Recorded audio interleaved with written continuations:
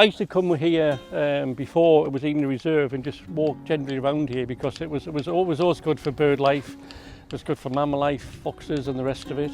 And I'd been walking here on and off for a few years before they decided to buy it and take it over as reserve, which was 92, and then they asked for volunteers to be wardens. I mean, my memories of then was when they first took it over. I'd say a lot of the land around here was arable. So the first thing they did was to fence it, then plough all the arable stuff. Once the farm had taken the crop off, they ploughed all the area round about.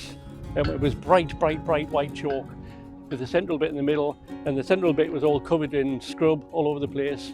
So yes, you looked at it and you thought, yeah, it's got potential, but it's got a long way to go yet. And it just went through a succession of vegetation. You know, first year, obviously, the crop came back again a lot, and a fair amount of it. But after that, other invasive plants moved in. Can't remember exactly when it was, but all of a sudden you start seeing grasses coming through, and then more grasses, and this went on for a few years. The invasive plants started to disappear. We put sheep on to some degree to try and help that process. And it took a few years before it developed, and then suddenly you started seeing the odd chalkland flower on there, you know.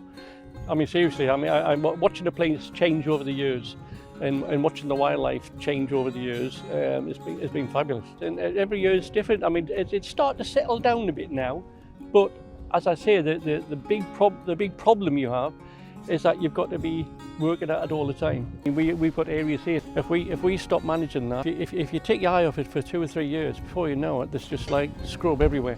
And then you have a mammoth task to get it back to where it was.